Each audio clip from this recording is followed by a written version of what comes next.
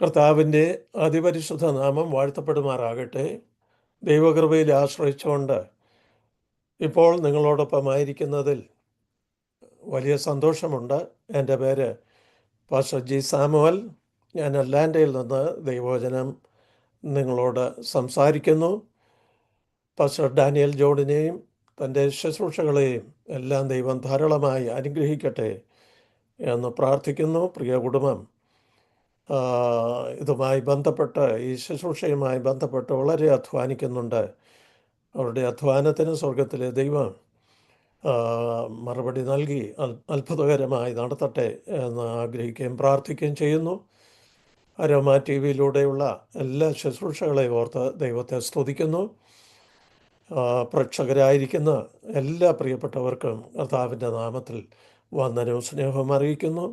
ഏവർക്കും കർത്താവിൻ്റെ നാമത്തിലുള്ള വന്ദനവും സ്നേഹവും അറിയിച്ചുകൊണ്ട് ദൈവവചനത്തിലേക്ക് നിങ്ങളുടെ ശ്രദ്ധയെ തിരിക്കുവാൻ കർത്താവിൽ ഞാൻ താല്പര്യപ്പെടുന്നു.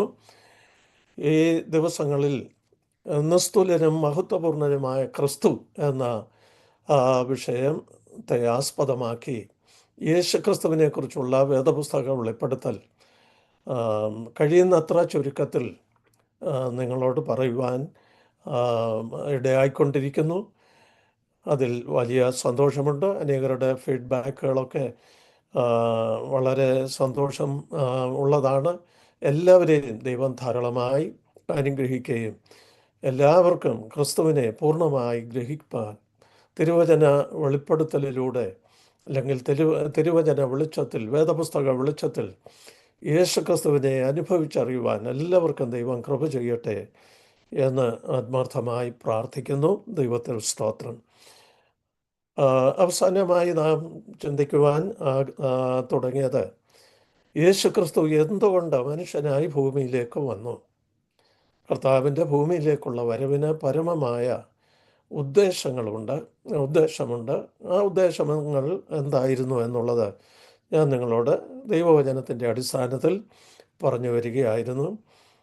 അതിൽ ചുരുക്കം ചില കാര്യങ്ങൾ മാത്രമേ ഞാൻ ഓർപ്പിച്ചിട്ടുള്ളൂ.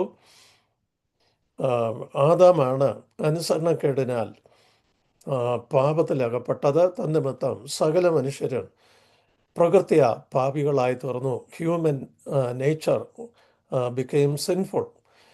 മനുഷ്യൻ്റെ പ്രകൃതം പാപമുള്ളതായി തീർന്നു. പാപപ്രകൃതം, സിൻഫുൾ നേച്ചർ സകല മനുഷ്യരിലും കടന്നു. എന്നാൽ യേശുക്രിസ്തു ഭൂമിയിലേക്ക് കടന്നു വന്നത് ഒടുക്കലത്തെ ആദാമായി, അല്ലെങ്കിൽ അവസാനത്തെ ആദാമായി, അനുസരണത്തിൻ്റെ മനുഷ്യജാതിക്ക് വേണ്ടിയുള്ള പ്രതിനിധിയായി തീരുവാനാണ്. യേശുക്രിസ്തുവിൻ്റെ സമ്പൂർണമായ അനുസരണത്തിലൂടെ, അപ്പോൾ യേശുക്രിസ്തുവിൻ്റെ ജനനം മുതൽ ക്രൂശ് മരണം വരെ ഈ അനുസരണം നമുക്ക് കാണുവാൻ സാധിക്കുന്നുണ്ട്. പൂർണ്ണമായി ദൈവഹിതം നിറവേറ്റുവാൻ യേശുക്രിസ്തു പ്രതിജ്ഞാബദ്ധനായിരുന്നു. ക്രൂശോളം അനുസരണമുള്ളവനായി തീർന്നു എന്നാണ് തിരുവചനത്തിൽ നമ്മൾ കാണുന്നത്. അപ്പോൾ ഏകൻ്റെ അനുസരണക്കേടിനാൽ അനേകർ പാപികളായി തീർന്നെങ്കിൽ, ഏകനാകുന്ന യേശുക്രിസ്തുവിൻ്റെ അനുസരണത്താൽ സകല മനുഷ്യർക്കും പാപമോചനം ലഭിക്കുവാൻ, ദൈവമക്കളായി തീരുവാൻ ദൈവം അവസരമൊരുക്കി, അല്ലെങ്കിൽ സാധ്യതയൊരുക്കി. അതാണ് യേശുക്രിസ്തുവിൻ്റെ വരവിലെ ഏറ്റവും പ്രധാനമായിട്ടുള്ള കാര്യം. പിന്നെ യേശുക്രിസ്തു മാനവജാതിക്ക് വേണ്ടി മരിപ്പാനാണ് കടന്നു വന്നത്. എല്ലാവർക്കും വേണ്ടി ഒരാൾ മരിക്കുന്നത് നന്ന് എന്ന അന്നത്തെ മഹാപുരോഹിതനായ കയ്യഫാവിൽ കൂടെ ദൈവത്തിൻ്റെ അരുളപ്പാടുണ്ടായി. എങ്ങനെയാണിത് സാധ്യമെന്ന് മനുഷ്യർ കണക്ക് കൂട്ടും. എന്നാൽ ദൈവത്താൽ അസാധ്യമായതൊന്നുമില്ല എന്നാണ് ദൈവവചനത്തിൽ നമ്മൾ കാണുന്നത്. മനുഷ്യവർഗം മുഴുവനും പാപത്തിന് അധീനരായി പാപത്തിൻ്റെ ശമ്പളമായ മരണവിധി ഏറ്റെടുത്തുകൊണ്ട് നിത്യനരകത്തിലേക്ക് പോകുന്ന ആ പ്രൊസഷന് ബ്രേക്ക് ചെയ്തത് നമ്മുടെ വാഴ്ത്തപ്പെട്ട കർത്താവായ യേശുക്രിസ്തുവാണ്. അപ്പോൾ യേശുക്രിസ്തുവിൻ്റെ വരവോടുകൂടെ പാപത്തിന് നീക്കം വരുത്തി. യേശുക്രിസ്തുവിൻ്റെ ക്രൂശ് മരണത്തിലൂടെ പാപങ്ങൾക്ക് നീക്കം വരുത്തി. മാത്രമല്ല, മരണത്തിൻ്റെ അധികാരിയായിരുന്ന പിശാചിനെ തൻ്റെ മരണത്താൽ നീക്കി എന്നേക്കും അവൻ്റെ മേൽ ജയോത്സവം കൊണ്ടാടി എന്നും തിരുവചനത്തിൽ നമ്മൾ കാണുന്നു. പിന്നെ നമുക്ക് മനസ്സിലാക്കുവാൻ കഴിഞ്ഞത്, ദൈവത്തിന് സ്തോത്രം, പിശാചിൻ്റെ പ്രവൃത്തികളെ നശിപ്പിക്കുവാനാണ് ദൈവപുത്രൻ ഭൂമിയിലേക്ക് കടന്നു വന്നത്. അങ്ങനെ യേശുക്രിസ്തു പിശാചിൻ്റെ പ്രവൃത്തികൾക്ക് അവസാനം കുറിച്ചു എന്ന് പറഞ്ഞാൽ അവൻ്റെ പ്രവൃത്തികളെ നശിപ്പിച്ചു. യേശുക്രിസ്തുവിൻ്റെ ക്രൂശ് മരണം പിശാചിനെ സ്പിരിച്വൽ പവേഴ്സിനെ ആയുധവർഗം വയ്പ്പിച്ച് കീഴടക്കി എന്നേക്കും ജയോത്സവം കൊണ്ടാടുക മാത്രമല്ല പരസ്യമായ കാഴ്ചയാക്കി നിർത്തൂ എന്ന് ദൈവവചനത്തിൽ നമ്മൾ വായിക്കുന്നു. ആകയാൽ പിശാചിന് മരണത്തിൻ്റെ പേര് പറഞ്ഞ് ദൈവമക്കളെ ഭീതിപ്പെടുത്തുവാൻ കഴിയുകയില്ല. അവർ മരണഭീതി നീങ്ങിയവരാണ്. കാരണം യേശുക്രിസ്തുവിൽ വിശ്വസിക്കുന്നവന് നിത്യജീവനുണ്ടെന്ന ദൈവവചനത്തിൽ നമ്മൾ വായിക്കുന്നത്. ആ നിത്യജീവൻ്റെ ഭാഗമായി തീരുന്ന ദൈവമക്കൾ മരണത്തെ ഭയപ്പെടുന്നവരല്ല. അതുകൊണ്ട് മരണത്തിൻ്റെ മുൻപിലും പതറാതെ നിത്യജീവനെ ലക്ഷ്യമാക്കി മുൻപോട്ട് പോകുന്ന ദൈവമക്കളുടെ രക്ഷ യേശുക്രിസ്തുവിലൂടെയാണ് ലഭ്യമായത് എന്നുള്ളത് ഈ സമയത്ത് വീണ്ടും ഞാൻ ഓർപ്പിക്കട്ടെ. പിശാചിൻ്റെ പ്രവൃത്തികളെ നശിപ്പിക്കുവാൻ ദൈവപുത്രൻ പ്രത്യക്ഷനായി എന്ന ദൈവവചനത്തിൽ പറയുമ്പോൾ ദൈവമക്കൾക്കാണ് യേശുവിൻ്റെ നാമത്തിൽ സാത്താൻ്റെ മേലും അവൻ്റെ എല്ലാ പ്രവർത്തന പദ്ധതികളുടെ മേലും ജയമുള്ളത്. പിശാചിനോട് എതിർത്ത് നിൽപ്പാൻ ഭൂമിയിൽ നിന്ന് കഴിയുന്നത് ദൈവജനത്തിന് മാത്രമാണ്. യേശുക്രിസ്തുവിൻ്റെ രക്തത്താൽ വീണ്ടെടുപ്പ് പ്രാപിച്ച ദൈവമക്കൾക്ക് മാത്രമാണ്. അവർക്ക് തങ്ങളുടെ സാക്ഷിവചന ഹേതുവായും കുഞ്ഞാടിൻ്റെ രക്തം ഹേതുവായും സാത്താനെ ജയിച്ചു എന്നാണ് തിരുവചനത്തിൽ നമ്മൾ വായിക്കുന്നത്. അപ്പോൾ സാത്താനെ ജയിക്കുവാൻ ഉള്ള അധികാരവും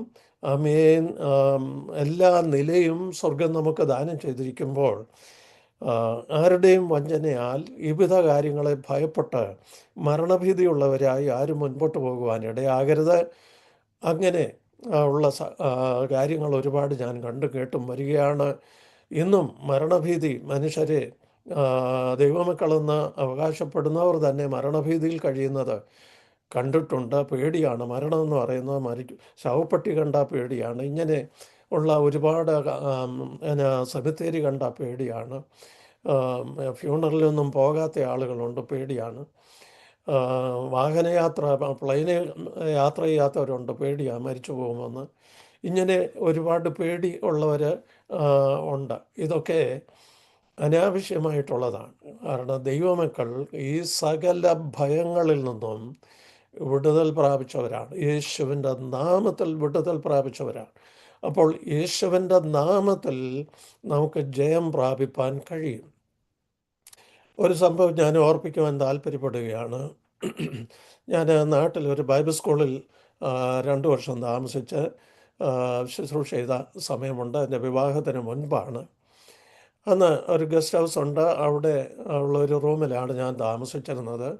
ആ റൂമിൽ ഞങ്ങൾ അധ്യാപകരായിരുന്ന പലരും താമസിച്ചിരുന്നു. എന്നാൽ ചിലരൊന്നും ആ മുറിയിലോട്ട് വരത്തില്ല. അവർക്ക് ഭയങ്കര പേടിയാണ്. എന്താണെന്ന് ചോദിച്ചാൽ പറയത്തുമില്ല. ഇങ്ങനെ കുറച്ചാൾ മുമ്പോട്ട് പോയപ്പോൾ കേരളത്തിൽ അറിയപ്പെടുന്ന ഒരു പാട്ടുകാരൻ, ഞാൻ പേരും ഒന്നും പറയുന്നില്ല, അവരെയൊക്കെ ഞാൻ സ്നേഹിക്കുകയും ബഹുമാനിക്കുകയും ചെയ്യുന്നവരാണ്. അവർ പലരും ഇന്ന് ഭൂമിയിലില്ല. എങ്കിലും ഒരു കാര്യം പറയുന്നതേ ഉള്ളൂ, അല്ലാതെ അവരെ ആരെയും വിമർശിക്കുകയൊന്നുമല്ല. അവർ യാത്ര ചെയ്ത് ബസ് സ്റ്റേഷനിൽ വന്നപ്പോൾ അവർക്ക് തുടർന്ന് പോകേണ്ട ബസ് കിട്ടാതെ വന്നപ്പോൾ അടുത്തുള്ള ഈ സ്ഥാപനത്തിൽ വന്നപ്പോൾ ഗസ്റ്റ് ഹൗസിലാണ് അവർ താമസിക്കുന്നത്. അപ്പോൾ ഞാൻ കിടക്കുന്ന മുറിയിൽ അവർ ആരും വരുന്നില്ല. അതിനടുത്തൊരു മുറിയുണ്ട്, ചെറിയ മുറിയാണ്. ഒരു ടീമാണ്, 3-4 പേരുണ്ടെന്നാണ് എൻ്റെ ഓർമ്മ. കാരണം അവരെല്ലാവരെയും കാണാനൊത്തില്ല, ഒരാളെ കാണാനേ പറ്റുള്ളൂ. നേരം വെളുക്കുന്നതിന് മുമ്പേ അവർ സ്ഥലം വിട്ടു. അതുകൊണ്ട് തിരിച്ചറിയാൻ കഴിഞ്ഞില്ല. അപ്പോഴവിടെ നടന്ന ഒരു സംഭവം ഞാൻ പറയാൻ താല്പര്യപ്പെടുകയാണ്. ഇവർ അറിയപ്പെടുന്ന പാട്ടുകാരാണ്. അവർ വളരെ ദൈവകൃപയുള്ളവരാണ്. കർത്താവിന് വേണ്ടി വളരെ പ്രയോജനപ്പെടുന്ന ഒരു ടീമാണ്. അതിൻ്റെ നേതൃത്വത്തിലുള്ളവരും എല്ലാം വളരെ ശക്തരായ, ഞാൻ ഏറ്റവും സ്നേഹിക്കുന്ന ആളുകളാണ്. അപ്പോൾ അവിടെ ഇവർ വന്ന സമയം മുതൽ, ആ റൂമിൽ അവർ വന്ന സമയം മുതൽ അവർ പോകുന്നിടം വരെ, രാത്രി വെളുപ്പിനെ അവർ പോകുന്നിടം വരെ അവർ പ്രാർത്ഥിച്ചും ഭത്സിച്ചും ഒക്കെ അവിടെ കഴിഞ്ഞുകൂടി ആരും ഉറങ്ങിയിട്ടില്ല. അപ്പോൾ ഉറങ്ങാതിരുന്ന് വളരെ വിഷമിച്ച് അവരൊരു രാത്രി കഴിച്ചു കൂട്ടി. എന്താ കാര്യമെന്ന് ഞാൻ അന്വേഷിച്ചതായ സമയത്ത് അവർ പറഞ്ഞത് ഭയങ്കര പോരാട്ടമുള്ള ഒരു സ്ഥലമാണിത്. പ്രത്യേകിച്ച് ആ, അവരൊക്കെ കിടക്കുന്ന മുറി ഭയങ്കര പോരാട്ടമുള്ള ഒരു മുറിയാണ്. എന്താ കാര്യം? ഞാനവിടെ 2 വർഷം കിടന്നുറങ്ങി, എനിക്കൊരു കുഴപ്പമില്ലായിരുന്നു. മറ്റു പലരും അവിടെ പി.എം.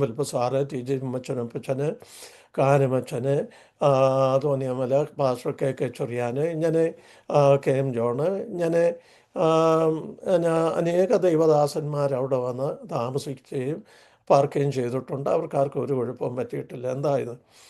അപ്പോൾ പറഞ്ഞ ഒരു കാര്യമാണ്, രാത്രിയിൽ ട്രെയിൻ പോകുന്ന പോലൊരു വലിയ ശബ്ദം കേൾക്കാം.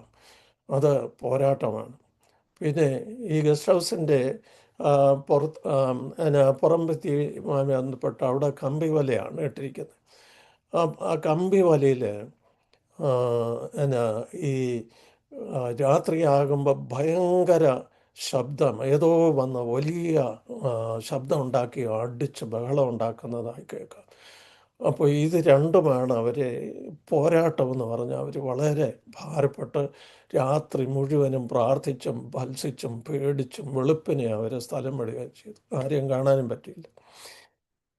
അപ്പോൾ ഞാൻ വിചാരിച്ചു, ഇതൊന്ന് എന്താ ഇതിൻ്റെ കാര്യമെന്ന് അറിയണമല്ലോ എന്ന് വിചാരിച്ചു. അപ്പം ഞാൻ അല്പസമയം ഉറക്കളച്ചിരുന്ന് കണ്ടുപിടിക്കാൻ തീരുമാനിച്ചു. അപ്പോൾ ഈ കമ്പിവലിക്ക് പുറത്തുള്ള സ്ഥലമെന്ന് പറയുന്നത് അവിടെ വാഴത്തോട്ടമാണ്. വാഴകൾ ഒത്തിരി ഉണ്ട്. ഈ കൊക്കോ പ്ലാന്റുകളൊക്കെ അന്ന് ഒരുപാട് കൃഷി ചെയ്യുന്ന സമയമായിരുന്നു. കൊക്കോ പ്ലാന്റുകളുണ്ട്. അപ്പോൾ ഈ കൊക്കോ മരത്തിൽ നിന്നുള്ള ഇലകളെല്ലാം ഇങ്ങനെ കരിയിലെല്ലാം വീണ് കിടക്കും. ആ കരിയിലയ്ക്കിടയിലൂടെ വലിയ ചെതലുകൾ ഇങ്ങനെ ഒരു പറ്റമായിട്ടെന്ന പോലെ ഇങ്ങനെ പോകുന്ന ശബ്ദമാണ്. ഈ ട്രെയിൻ ഇരിക്കുന്ന പോലുള്ള ശബ്ദം, അല്ലെങ്കിൽ ട്രെയിൻ പോകുമ്പോഴുണ്ടാകുന്ന പോലുള്ള ശബ്ദം കേട്ടു എന്ന് പറയുന്നത് അതാണെന്ന് ഞാൻ മനസ്സിലാക്കി. പിന്നെ ഈ കമ്പി വലയിൽ വന്ന് ഈ അടിക്കുന്ന അടി ആരുടേതാ എന്നുള്ളതാണ് അടുത്തത്. അത് നോക്കിയപ്പോൾ അവിടെ വാഴത്തോപ്പാണ്. വാഴത്തോപ്പ് ഈ രാത്രിയിൽ ഈ വാവലെന്ന് പറയുന്ന വവ്വാലെന്നൊക്കെ നമ്മുടെ നാട്ടിൽ പറയത്തില്ലേ, വാവൽ വന്ന് ഇതിൻ്റെ തേൻ കുടിക്കാൻ വരും. തേൻ കുടിക്കാൻ വരുമ്പോൾ അത് ചിറകെട്ടടിക്കുന്ന ശബ്ദമാണ് ഈ കമ്പിവലയിലൊക്കെ അടിച്ചെന്നൊക്കെ പറയുന്ന ശബ്ദം. അപ്പോൾ ഇത്രയും കാര്യമേ ഉള്ളൂ. പക്ഷേ കുറേ സഹോദരന്മാർക്ക് ഇത് വലിയ പോരാട്ടവും, രാവിലെ വരെ മത്സിച്ചിട്ട് അവർ ജീവനും കൊണ്ട് വെളുപ്പിനെ ഓടിക്കളഞ്ഞു, സ്ഥലം വിട്ട് കളഞ്ഞു. അപ്പോൾ എന്താ ഇതിൻ്റെയൊക്കെ കാര്യമെന്ന് പറഞ്ഞാൽ, ചിലരൊക്കെ ഇതിൻ്റെ പുറകെയാണ്. യേശുവിൻ്റെ പുറകെ പോകുവാൻ കൂടുതൽ സമയമെടുക്കാതെ ഇതിൻ്റെയൊക്കെ പുറകെ പോകുന്നവർക്ക് വേദനകൾ കൂടത്തേ ഉള്ളൂ. ഹല്ലേലൂയയും സ്തോത്രവും ഒക്കെ പറഞ്ഞൊരു പെന്തക്കോസ്ത് സഭയിൽ പോയിരുന്നത് കൊണ്ടോ ശുശ്രൂഷയുണ്ടെന്ന് പറഞ്ഞതുകൊണ്ടോ ഈ വിധത്തിലുള്ള കാര്യങ്ങളുമായി ബന്ധപ്പെട്ടാണ് ശുശ്രൂഷയെങ്കിൽ അങ്ങനെ ഒരു ശുശ്രൂഷയുണ്ടെന്ന് എനിക്ക് തോന്നുന്നില്ല. യേശുക്രിസ്തുവിനെ മറ്റുള്ളവർക്ക് കൊടുക്കുന്ന ശുശ്രൂഷയാണ് സഭയെ ദൈവം പരമേൽപ്പിച്ചിരിക്കുന്നത്. ആകയാൽ പോരാട്ടത്തിൻ്റെ പുറകെ ഒന്നും പോകാൻ ദൈവമക്കൾക്ക് ആവശ്യമില്ല. കാരണം ദൈവവചനം പറയുന്നു, സാത്താനെ ജയിക്കുവാൻ ഇന്ന് ഭൂമിയിലുള്ള ഒരു കൂട്ടം ആളുകൾ, അല്ലെ ഒരാളെന്ന് പറയുന്നത് യേശുക്രിസ്തു ആരുടെ ഹൃദയത്തിലുണ്ടോ ആ ആളാണ്. ദൈവത്തിന് സ്തോത്രം. ആകയാൽ യേശുവിൻ്റെ നാമം നമുക്ക് ജയത്തിൻ്റെ കൊടിയാണ്. യേശുവിൻ്റെ നാമത്തിൽ സകല മുഴങ്കാലും മടങ്ങും എന്ന തിരുവചനത്തിൽ നമ്മൾ കാണുന്നു. അപ്പോൾ യേശുവിൻ്റെ നാമത്തിൽ ജയമുണ്ട്. ആരും ഇതിൻ്റെ ഒന്നും പുറകെ പോകാതിരിക്കുന്നതാണ് തങ്ങളുടെ ജീവിതത്തിന് അഭികാമ്യം. കാരണം യേശുവിനെ അനുഗമിക്കുന്നവരാണ്. ഈ ഞാൻ പറയാൻ ഉദ്ദേശിക്കുന്ന ഭാഗങ്ങളിൽ നമുക്ക് യേശുവിനെ അനുഗമിക്കുന്നതിലുള്ള ധൈര്യം വർദ്ധിക്കുമെന്നാണ് ഞാൻ പൂർണ്ണമായി വിശ്വസിക്കുന്നത്. കാരണം നമ്മുടെ രക്ഷാനായകൻ സമ്പൂർണനായ യേശു ക്രിസ്തു തന്നെ അനുഗമിക്കുന്നവർക്ക് സകലത്തിലും മാതൃകയാണ്. യേശുവിനെ മാതൃകയാക്കുന്നുവെങ്കിൽ സകലത്തിന്മേലും യേശു മൂലം നമുക്ക് ജയം ലഭിക്കും. പിന്നെ നമ്മൾ തിരുവചനത്തിൽ വായിക്കുന്നു, ഒന്ന് തിമത്തിയോസിൻ്റെ ലേഖനം 2-ാം അധ്യായം 5-ാം വാക്യത്തിൽ, ദൈവം ഒരുവനല്ലോ, ദൈവത്തിനും മനുഷ്യർക്കും മധ്യസ്ഥനും ഒരുവൻ. പിന്നെ 6-ാം വാക്യത്തിൽ നമ്മൾ വായിക്കുന്നു, എല്ലാവർക്കും വേണ്ടി മറുവിലയായി തന്നെത്താൻ കൊടുത്ത മനുഷ്യനായ ക്രിസ്തുയേശു തന്നെ. അപ്പോൾ യേശു ക്രിസ്തു ഭൂമിയിൽ കടന്നു വന്നത് മനുഷ്യർക്ക് വേണ്ടി ഒരു മധ്യസ്ഥനാകുവാൻ, മനുഷ്യരെ ദൈവത്തോട് അടുപ്പിക്കുന്ന ഒരു മധ്യസ്ഥൻ, ദൈവത്തെ മനുഷ്യരോട് അടുപ്പിക്കുന്ന ഒരു മധ്യസ്ഥൻ. ഈ മധ്യസ്ഥൻ മനുഷ്യർ തിരഞ്ഞെടുക്കുന്ന ഒരാളല്ല, പിന്നെ സ്വർഗത്തിലെ ദൈവം നിയമിച്ച ഒരാളാണ്, സൃഷ്ടാവായ ദൈവം നിയമിച്ചതാണ്. അപ്പോൾ ഇന്ന് അനേകര് മനുഷ്യരെല്ലാവരും കൂടെ ഓരോ തീരുമാനങ്ങളെടുത്ത് ഒരുപാട് മധ്യസ്ഥതയൊക്കെ ഉണ്ടാക്കുന്നുണ്ട്. അത് അവരോടുകൂടെ ഇരിക്കട്ടെ. എന്നാൽ ദൈവത്തിനും മനുഷ്യർക്കും മധ്യസ്ഥൻ ഒരുവൻ എന്നാണ് തിരുവചനത്തിൽ നമ്മൾ വായിക്കുന്നത്. ഒരുവൻ മാത്രമേ ഉള്ളൂ. കാരണം ദൈവം ഉദ്ദേശിക്കുന്ന മധ്യസ്ഥൻ തൻ്റെ പ്രിയപുത്രനായ ക്രിസ്തു തന്നെയാണ്. അപ്പോൾ ദൈവം പ്രസാദിക്കുന്ന, ദൈവത്തിന് പ്രിയമായിരിക്കുന്ന മധ്യസ്ഥനാണ് യേശു ക്രിസ്തു. മനുഷ്യനായി കടന്നു വന്നതുകൊണ്ട് യേശു ക്രിസ്തു മനുഷ്യർക്ക് പ്രതിനിധിയായിരിക്കാൻ പാപമില്ലാത്ത ക്രിസ്തു അത്യന്തം യോഗ്യനാണ്. അങ്ങനെ മനുഷ്യരുടെ പ്രതിനിധിയായിരിക്കാൻ യോഗ്യനായി, ദൈവത്തിൻ്റെ മനുഷ്യർക്കും ദൈവത്തിനും മധ്യസ്ഥനായിരിക്കാൻ യോഗ്യനായി. യേശുവിനെ പോലെ ആരുമില്ല. യേശുവിനെ പോലെ ഒരുത്തരുമില്ല. ഏതെങ്കിലും ഫിലോസഫിയൊക്കെ കൂട്ടിപ്പിടിപ്പിച്ച് മറ്റു വഴിയിലൂടെ വരേണ്ടതായ യാതൊരു കാര്യങ്ങളുമില്ല. യേശു ദൈവത്തിനും മനുഷ്യർക്കും മധ്യസ്ഥൻ ഒരുവൻ മാത്രം എന്നാണ് തിരുവചനം നമ്മെ പഠിപ്പിക്കുന്നത്. അപ്പോൾ യേശുവിൻ്റെ മധ്യസ്ഥ ശുശ്രൂഷ ചെയ്യുവാൻ മറ്റാർക്കും കഴിയില്ല. ദൈവത്തിന് സ്തോത്രം.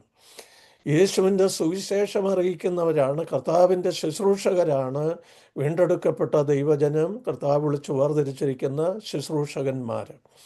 അങ്ങനെ അവർ തങ്ങളുടെ ശുശ്രൂഷ ചെയ്യുന്നുവെങ്കിലും യേശു ക്രിസ്തു ഒരുവൻ മാത്രമാണ് മധ്യസ്ഥൻ, മറ്റാരുമില്ല എന്നുള്ളത് നമുക്ക് കാണാൻ കഴിയുന്നുണ്ട്. ഈ മധ്യസ്ഥനാകുന്ന കർത്താവിൻ്റെ സന്നിധിയിൽ ഏത് നേരത്തും ഏത് കാര്യത്തിനും എപ്പോഴും അടുത്തു വരുവാനുള്ള സ്വാതന്ത്ര്യം ദൈവമക്കൾക്കുണ്ട്. എബ്രായ ലേഖനത്തിൽ അത് വെളിപ്പെടുത്തുന്നു. വിശ്വാസത്തിൻ്റെ പൂർണ്ണ നിശ്ചയം കൊണ്ട് സഹായത്തിനുള്ള കൃപ ലഭിക്കേണ്ടതിന് ഏത് നേരത്തും അടുത്ത് ചെല്ലുവാൻ, കൃപാസനം വരെയും അടുത്ത് ചെല്ലുവാൻ നമുക്ക് അവകാശം തന്നിരിക്കുകയാണ്, സ്വാതന്ത്ര്യം തന്നിരിക്കുകയാണ്. അതുകൊണ്ട് ഒരുത്തനിലും രക്ഷയില്ല എന്ന് പറയുന്നു. അതുപോലെ മധ്യസ്ഥരായി മറ്റാരുമില്ല. യേശു മാത്രമാണ് മധ്യസ്ഥൻ. അപ്പോൾ പൂർണ്ണ ദൈവവും പൂർണ്ണ മനുഷ്യനുമായിരിക്കുന്ന യേശുവിന് മാത്രമേ അങ്ങനെ ദൈവത്തിനും മനുഷ്യർക്കും മധ്യസ്ഥനായിരിക്കാൻ കഴിയുകയുള്ളൂ. യേശു മാത്രം മധ്യസ്ഥനെന്ന് ദൈവവചനം, വേദപുസ്തകം വെളിപ്പെടുത്തുമ്പോൾ അതാണ് ദൈവമക്കൾക്ക് ഉചിതമായിട്ടുള്ളത് എന്ന് ദൈവവചനത്തിലൂടെ ഞാൻ ഓർപ്പിക്കട്ടെ. പിന്നെ യേശു ക്രിസ്തുവിനോടുള്ള ബന്ധത്തിൽ തിരുവചനം നമ്മെ പഠിപ്പിക്കുന്നത്, യേശുക്രിസ്തു മനുഷ്യ നേച്ചർ സ്വീകരിച്ചത്, അല്ലെങ്കിൽ പൂർണ്ണ ദൈവം മനുഷ്യ നേച്ചർ സ്വീകരിച്ചത് താൽക്കാലികമായിട്ടല്ല. നിത്യമായി യേശു ക്രിസ്തു എന്ന വ്യക്തി പൂർണ്ണ ദൈവവും പൂർണ്ണ മനുഷ്യനുമാണ്. കന്യകാജനനം മുതൽ യേശു ക്രിസ്തുവിൻ്റെ വ്യക്തിത്വം എന്ന് പറയുന്നത് പൂർണ്ണ ദൈവവും പൂർണ്ണ മനുഷ്യനും എന്നുള്ള നിലയിൽ തന്നെയാണ്. അതിന് അനേക തെളിവുകൾ ദൈവവചനത്തിലുണ്ട്. അതിലേക്ക് ഞാൻ തൽക്കാലം വിശദമായി പോകുവാൻ താല്പര്യപ്പെടുന്നില്ല. യേശു ഉയർത്തെഴുന്നേറ്റ ശേഷം ചില കാര്യങ്ങൾ പറയാം. യേശു ഉയർത്തെഴുന്നേറ്റ ശേഷം തൻ്റെ ശിഷ്യന്മാർക്ക് പ്രത്യക്ഷനായത് അവർക്ക് പരിചയമുണ്ടായിരുന്ന യേശുവായിട്ട് തന്നെയാണ്. യേശുവിൻ്റെ ശരീരത്തിൽ അവർക്ക് തൊടുവാൻ കഴിഞ്ഞു. യേശുവിനോടുകൂടെ ഇരുന്ന് അവർക്ക് ഭക്ഷണം കഴിക്കുവാൻ കഴിഞ്ഞു. യേശു താൻ തന്നെ പറഞ്ഞു, എനിക്ക് അസ്ഥിയും മാംസവും ഉണ്ട്. അപ്പോൾ അസ്ഥിയും മാംസവുമുള്ള ഒരു ശരീരം യേശു തന്നെയാണെന്ന് തൻ്റെ ശിഷ്യന്മാർക്ക് ഉറപ്പുവരുത്തുവാൻ കഴിയേണ്ടതിന് പിന്നെയും തൻ്റെ കുത്തി തുറക്കപ്പെട്ട വിലാപ്പുറം അവരെ കാണിച്ചു, തൻ്റെ ആണിപ്പഴുതുള്ള കൈകാലുകൾ അവരെ കാണിച്ചു. തോമസ് അപ്പോസ്തലൻ ഒരു ഘട്ടത്തിൽ അതിനോട് പ്രതികരിച്ചത് എൻ്റെ ദൈവവും എൻ്റെ കർത്താവുമായുള്ളവേ എന്നുള്ളതാണ്. അത് തോമസിൻ്റെ ഒരു കൺഫെഷനായിരുന്നു. യേശുവിനെ അവൻ തിരിച്ചറിഞ്ഞപ്പോൾ ആ തിരിച്ചറിവിൽ ഇമ്മീഡിയറ്റ് ആയിട്ടുള്ള റെസ്പോൺസ് എന്ന് പറയുന്നത് വിശ്വാസവും ആരാധനയുമാണ്. അവിടെയാണ് ആ കൺഫെഷൻ നമുക്ക് കാണുവാനായി സാധിക്കുന്നത്. പിന്നെ യേശു സ്വർഗാരോഹണം ചെയ്യുന്ന സമയത്ത് യേശു ക്രിസ്തു തന്നെയായിട്ടാണ് സ്വർഗത്തിലേക്ക് പോകുന്നവനായി തൻ്റെ ശിഷ്യന്മാർ കണ്ടത്, അവർ എഴുതി വച്ചിരിക്കുന്നു. പിന്നെ സ്വർഗീയന്മാരായ 2 ദൂതന്മാർ വിളംബരം ചെയ്തു, നിങ്ങൾ സ്വർഗത്തിലേക്ക് പോകുന്നവനായി നിങ്ങൾ കാണുന്ന ഈ യേശുവിനെ തന്നെ നിങ്ങൾ വീണ്ടും കാണും, അവൻ രണ്ടാമത് വരും എന്നാണ് പറഞ്ഞിരിക്കുന്നത്. സ്വർഗത്തിലേക്ക് കരേറിപ്പോകുന്നവനായി നിങ്ങൾ കാണുന്നത് പോലെ തന്നെ അവൻ സ്വർഗത്തിൽ നിന്നിറങ്ങി വരും എന്നാണ്, അവൻ രണ്ടാമത് വരും എന്ന് ദൂതന്മാർ ഡിക്ലെയർ ചെയ്തു. സ്തെഫാനോസ് താൻ മരിക്കുന്ന സമയത്ത് ഉയരത്തിലേക്ക് തൻ്റെ കണ്ണുകൾ ഉയർത്തിയപ്പോൾ സ്വർഗം തുറന്നിരിക്കുന്നതും യേശു ക്രിസ്തു പിതാവിൻ്റെ വലതുഭാഗത്ത് നിൽക്കുന്നതും അവൻ കണ്ടതായി നമ്മൾ വായിക്കുന്നു. ദമസ്കോസിൻ്റെ പടിവാതിൽക്കൽ വെച്ച് ഈ അപ്പസ്തലനായ പൗലോസ്, അല്ലെങ്കിൽ ശൗൽ എന്ന് പറയുന്ന യഹൂദനാമമുള്ള ശൗല്, റോമൻ നാമമുള്ള പൗലോസും ശൗലും ഒരാളുടെ 2 പേരെന്നേ ഉള്ളൂ.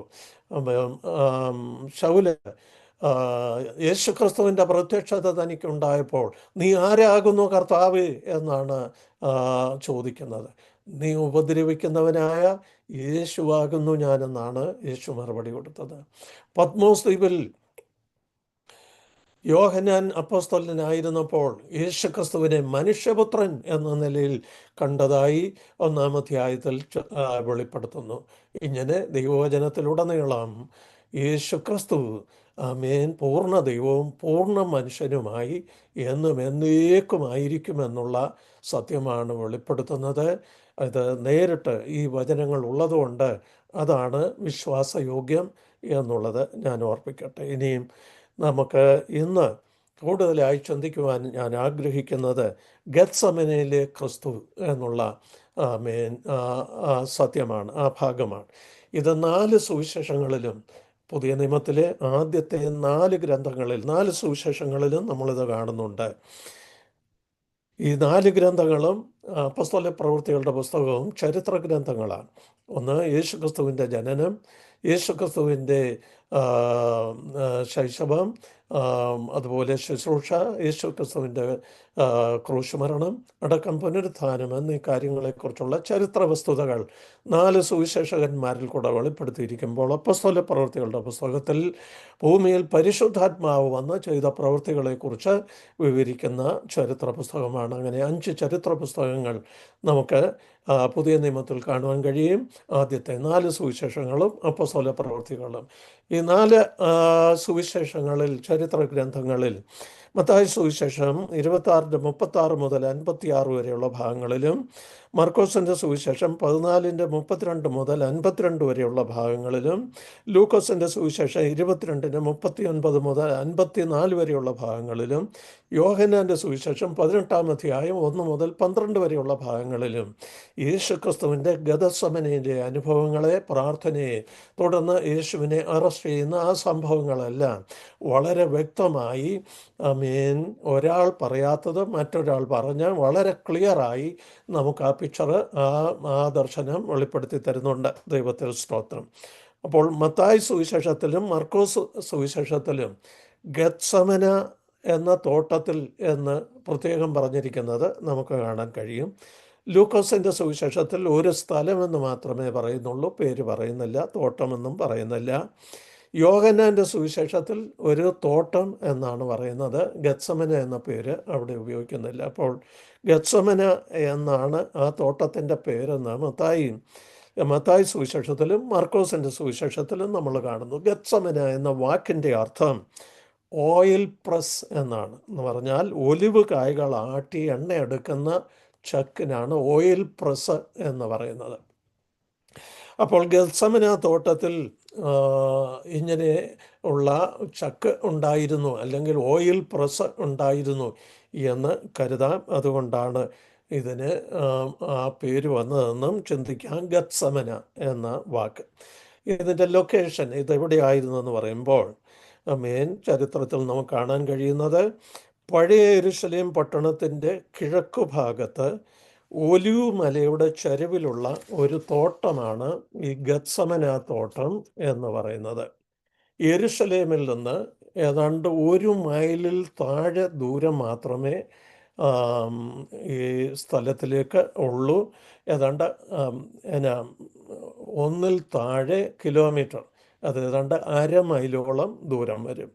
ഏതാണ്ട് 10 മുതൽ 20 മിനിറ്റിനകം കാൽനടയായി കടന്നു പോകാൻ കഴിയുന്ന ദൂരമേ ഇതിനുള്ളൂ എന്ന് നമുക്ക് മനസ്സിലാക്കുവാൻ കഴിയും. അപ്പോൾ യേശുവും തൻ്റെ ശിഷ്യന്മാരും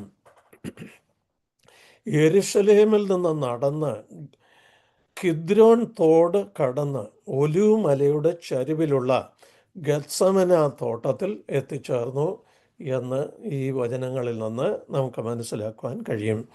ഇനിയും കിദ്രോൻ തോട് കിദ്രോൻ ബ്രൂക്ക് എന്നാണ് അതിന് പറഞ്ഞത്.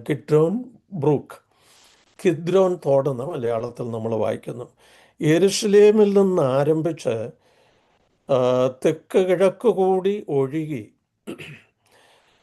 യഹൂദ്യ മരുഭൂമിയിലൂടെ ചാവുകടലിൽ പതിക്കുന്ന ഏതാണ്ട് 20 മുതൽ 30 വരെ കിലോമീറ്റർ ദൂരമുള്ള, അല്ലെങ്കിൽ 12 മുതൽ 18 മൈൽ വരെ ദൂരമുള്ള ഒരു തോടിനെയാണ് ഈ കിദ്രോൻ തോട്, അല്ലെങ്കിൽ ഈ കിദ്രോൻ തോട്.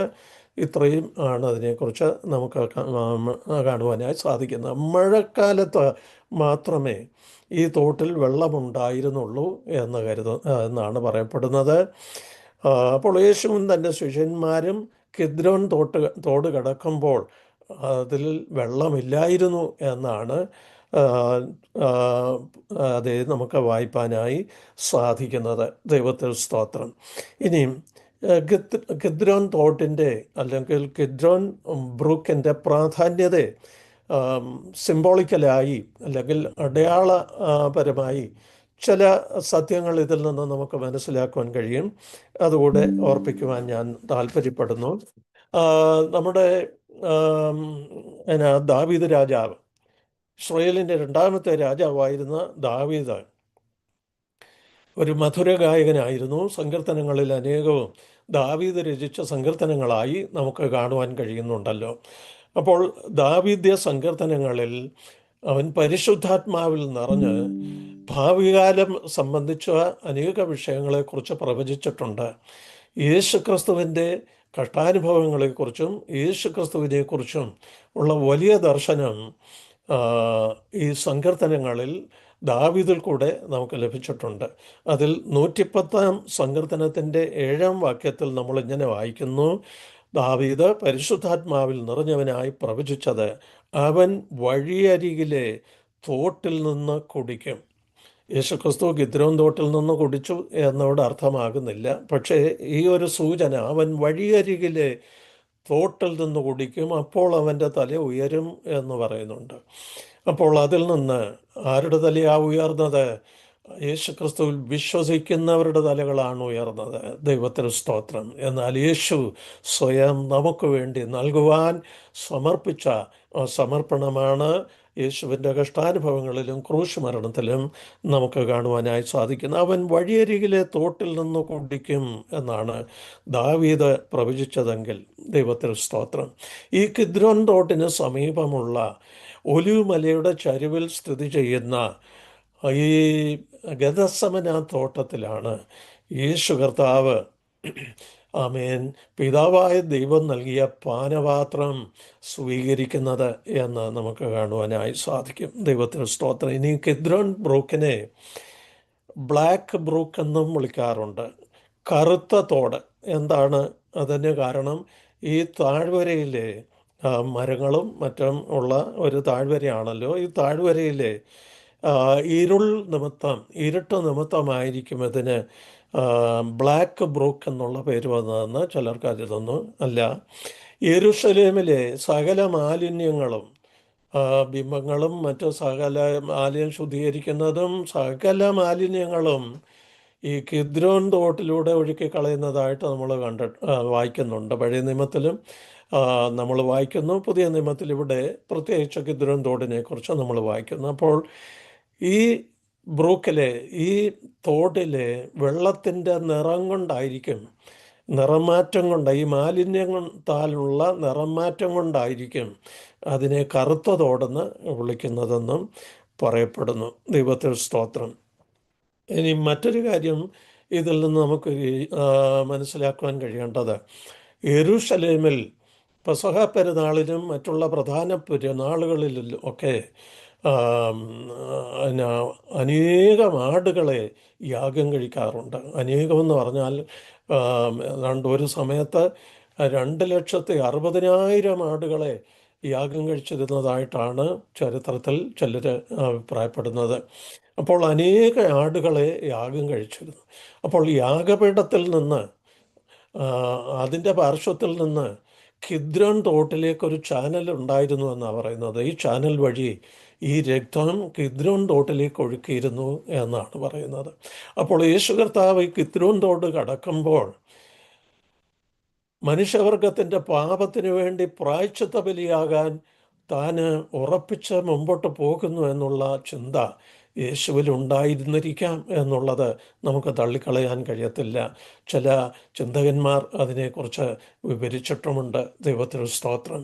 യേശു ക്രിസ്തു കിദ്രോൻ തോട് കടക്കുമ്പോൾ താൻ മനുഷ്യവർഗത്തിനു വേണ്ടി പ്രായശ്ചിത്ത ബലിയാകാൻ പോവുകയാണ് എന്നുള്ള വലിയ ചിന്ത തന്നെ സ്വാധീനിച്ചിരുന്നു എന്ന് വേണം നമുക്ക് ചിന്തിക്കുവാൻ. ഇനി ദാവീദിനെ ഒരു ഒരു പാറ്റേണായിട്ട് നമ്മൾ എടുക്കുമ്പോൾ, ഒരു മാതൃകയായിട്ട് നമ്മൾ എടുക്കുമ്പോൾ, ദാവീദിൻ്റെ സന്തതിയായിട്ടാണ് യേശുക്രിസ്തുവിനെ മശിഹയെ യഹൂദന്മാർ കരുതിയിരുന്നത്. ദാവീദ് പുത്രൻ, മശിഹ, വരുവാനുള്ളവൻ, മനുഷ്യപുത്രൻ, ദൈവപുത്രൻ എന്നൊക്കെയും മശിഹയെ അവർ വിളിച്ചിരുന്നു എന്ന് നമുക്ക് കാണുവാനായി കഴിയുന്നു. ദൈവത്തിന് സ്തോത്രം. അപ്പോൾ അബ്ശാലോമിനെ ഭയന്ന ദാവീദ് രാജാവും കൂടെയുള്ളവരും കിദ്രോൻ തോട് കടന്ന് കരഞ്ഞും കൊണ്ട് ഒലിവ് മലയുടെ കയറ്റം കയറി ചെന്നു എന്ന് നമ്മൾ 2 ശമൂവേൽ 15 അധ്യായം 23-30 വാക്യങ്ങളിൽ വായിക്കുന്നു. അപ്പോൾ ദാവീദ് പുത്രനായി അറിയപ്പെട്ടിരുന്ന മശിഹ, നമ്മുടെ വാഴ്ത്തപ്പെട്ട കർത്താവായ യേശു ക്രിസ്തു, മനുഷ്യവർഗത്തിൻ്റെ പാപത്തിന് പരിഹാരം വരുത്തുവാൻ, മനുഷ്യവർഗത്തിന് ദൈവിക രക്ഷ സാധ്യമാക്കി കൊടുക്കുവാൻ കിദ്രോൻ തോട് കടന്ന് ഒലിവ് മലയുടെ ചരിവിൻ ആ പ്രദേശത്തിലേക്ക് നടന്നു കയറി കടന്നു ചെന്നു എന്ന് നമുക്ക് മനസ്സിലാക്കുവാനായി സാധിക്കും. ദൈവത്തിന് സ്തോത്രം. അപ്പോൾ യേശുവും ശിഷ്യന്മാരും കിദ്രോൻ തോട് കടക്കുമ്പോൾ അതിൽ വെള്ളമില്ലായിരുന്നു എന്നും ചില ചിന്തകന്മാർ അഭിപ്രായപ്പെടുന്നു. ദൈവത്തിന് സ്തോത്രം. ഇനിയും ഗത്സമന തോട്ടവുമായി ബന്ധപ്പെട്ട് നമുക്ക് ചില കാര്യങ്ങൾ നോക്കാം. ഗത്സമന തോട്ടം, ഇതൊരു തോട്ടമായിട്ടാണ് പറയുന്നത്. അപ്പോൾ യെരൂശലേമിൽ തോട്ടങ്ങൾ ഉണ്ടാക്കുവാൻ, പട്ടണത്തിൽ തോട്ടങ്ങൾ ഉണ്ടാക്കുവാൻ പരിമിതികളുണ്ടായിരുന്നു, നിഷേധിച്ചിരുന്നു എന്നും ചിലർ അഭിപ്രായപ്പെടുന്നു. എന്നാൽ അതിൻ്റെ സമീപ പ്രദേശത്തുള്ള ഈ ഒലിവ് മലയിലും അതിൻ്റെ മറ്റ് ഇടങ്ങളിലും ധനികരായ മനുഷ്യർ ഇങ്ങനെ തോട്ടങ്ങൾ ഉണ്ടാക്കിയിരുന്നു. അവർക്ക് സ്വന്തമായിട്ട് തോട്ടങ്ങൾ ഉണ്ടായിരുന്നു എന്നാണ് പറയപ്പെടുന്നത്. അപ്പോൾ യേശുവിൻ്റെ ശിഷ്യന്മാരായി തീർന്ന പലരും വലിയ ധനികന്മാരായിരുന്നു എന്നും തിരുവചനത്തിൽ നമ്മൾ കാണുന്നു. അരിമധ്യക്കാരനായ യോസഫ്, പിന്നെ നിക്കോദിമസ്, ഇങ്ങനെ മറ്റു പലരെക്കുറിച്ചും നമുക്ക് ചിന്തിക്കാൻ കഴിയും. അവരൊക്കെ വളരെ ധനികരായിരുന്നു. അപ്പോൾ അരിമത്യക്കാരനായ യോസഫിൻ്റെ തോട്ടത്തിലാണ് യേശുവിനെ അടക്കം ചെയ്യുന്നത് എന്ന് നമുക്ക് കാണുവാനായി സാധിക്കുന്നു. അപ്പോൾ യേശുവിൻ്റെ കഷ്ടാനുഭവങ്ങൾ ആരംഭിക്കുന്നത് ഒരു തോട്ടത്തിലാണ്, അല്ലെങ്കിൽ ഈ തോട്ടത്തിലാണ്. അപ്പോൾ മറ്റൊരു തോട്ടത്തെക്കുറിച്ചുള്ള ചിന്ത നമുക്ക് പെട്ടെന്ന് നമ്മുടെ ഓർമ്മയിൽ വരും. അനുസരണക്കേടും പാപവും ആരംഭിച്ചതും ഒരു തോട്ടത്തിലാണ്. അത് ഏതേൻ തോട്ടത്തിലാണെന്ന് നമുക്ക് മനസ്സിലാക്കുവാൻ കഴിയുന്നല്ലോ. അവിടെ തന്നെ പാപവും അനുസരണക്കേടും കാണിച്ച് സകല മനുഷ്യവർഗത്തിനും പാപത്തിന് കാരണമായി പാപ നേച്ചറിന് കാരണമായി തീർന്ന ഈ വലിയ സംഭവത്തിൽ ആ സ്ഥലത്ത് വെച്ച് തന്നെ പാപത്തിൻ്റെ ശിക്ഷയും ദൈവം പ്രഖ്യാപിച്ചു. സ്ത്രീയുടെ സന്തതിയായി വീണ്ടെടുപ്പുകാരനെയും ദൈവം വാഗ്ദത്തം ചെയ്തു. ദൈവത്തിൽ സ്തോത്രം.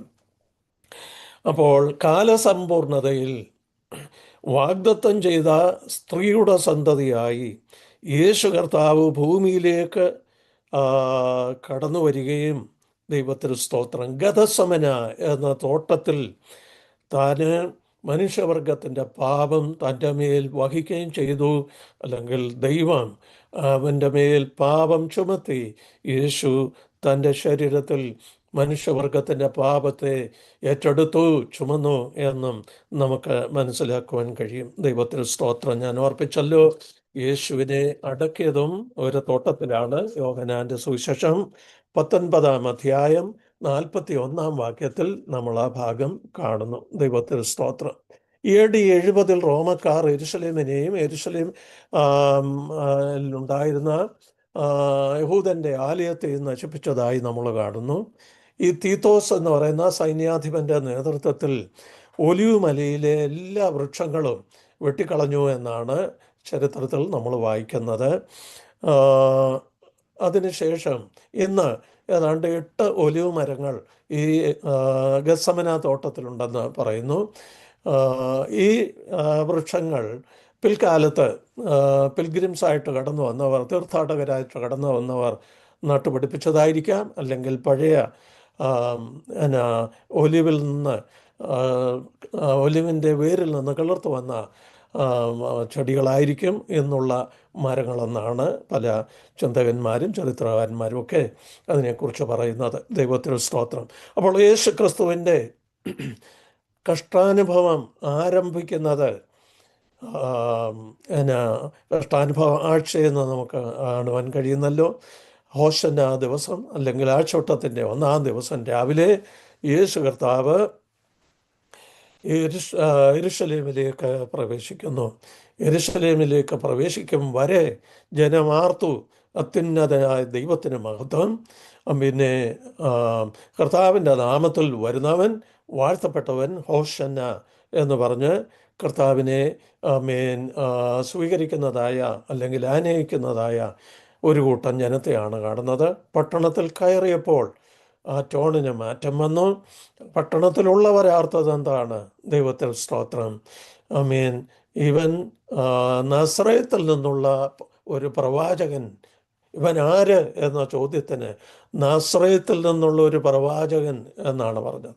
നോക്കുക, യെരുശലേമ്യരുടെ ആ ഹൃദയനിലയാണ് അവിടെ നമുക്ക് കാണുവാൻ കഴിയുന്നത്. ദൈവത്തിൽ സ്തോത്രം. തുടർന്ന് യേശുവിൻ്റെ പെസഹയുടെ അനുഭവം, തൻ്റെ ശിഷ്യന്മാരുമായി യഹൂദ പെസഹ ആചരിക്കുന്നതും, തുടർന്ന് ഗത്സമന തോട്ടത്തിൽ പ്രാർത്ഥനയ്ക്കായി പോകുന്നതുമാണല്ലോ നമുക്ക് കാണാൻ കഴിയുന്നത്. അവിടേക്ക് പോകുവാൻ യേശു മനസ്സുറപ്പിച്ചു എന്നും ചില വേദഭാഗങ്ങളിൽ നമ്മൾ കാണുന്നു. അപ്പോൾ 11 ശിഷ്യന്മാരുമായി ഗത്സമനയിലെത്തിയ യേശു ക്രിസ്തു, മർക്കോസിൻ്റെ സുവിശേഷം 14:32-33 ഈ വാക്യങ്ങളിൽ നമ്മൾ വായിക്കുമ്പോൾ, ഞാൻ പ്രാർത്ഥിച്ചു തീരുവോളം ഇവിടെ ഇരിപ്പീനെന്ന് പറഞ്ഞ് തൻ്റെ ശിഷ്യന്മാരെ ഒരിടത്തിരുത്തിയിട്ട് 33-ാം വാക്യത്തിൽ പിന്നെയും പറയുന്നു, പത്രോസിനെയും യാക്കോബിനെയും യോഹന്നാനെയും കൂട്ടിക്കൊണ്ട് ചെന്ന് ദുഃഖിപ്പാനും വ്യാകുലപ്പെടാനും തുടങ്ങി. എൻ്റെ ഉള്ളം മരണവേദന പോലെ അതിദുഃഖിതമായിരിക്കുന്നു എന്ന് യേശു പറഞ്ഞ ഭാഗം മത്തായി സുവിശേഷകനും മാർക്കോസ് സുവിശേഷകനും പ്രത്യേകമായി രേഖപ്പെടുത്തിയിട്ടുണ്ട്. ദൈവത്തിന് സ്തോത്രം. അപ്പോൾ യേശു പറഞ്ഞ വാക്കുകൾ ഓർക്കുക. എൻ്റെ ഉള്ളം അവൻ ദുഃഖിപ്പാനും വ്യാകുലപ്പെടാനും തുടങ്ങി എന്ന് പറയുമ്പോൾ ഇതൊക്കെയും അടുത്ത ഭാഗം നമ്മെ കൂടുതൽ മനസ്സിലാക്കി തരുന്നു. എൻ്റെ ഉള്ളം മരണവേദന പോലെ അതിദുഃഖിതമായിരിക്കുന്നു എന്നാണ് യേശു പറഞ്ഞതായി സുവിശേഷകന്മാർ അത് കേട്ടവർ രേഖപ്പെടുത്തിയിരിക്കുന്നത്. ദൈവത്തിൽ സ്തോത്രം. ഇപ്പോൾ ചിലർ പറയും മരണത്തിന് വേദനയില്ലെന്ന്.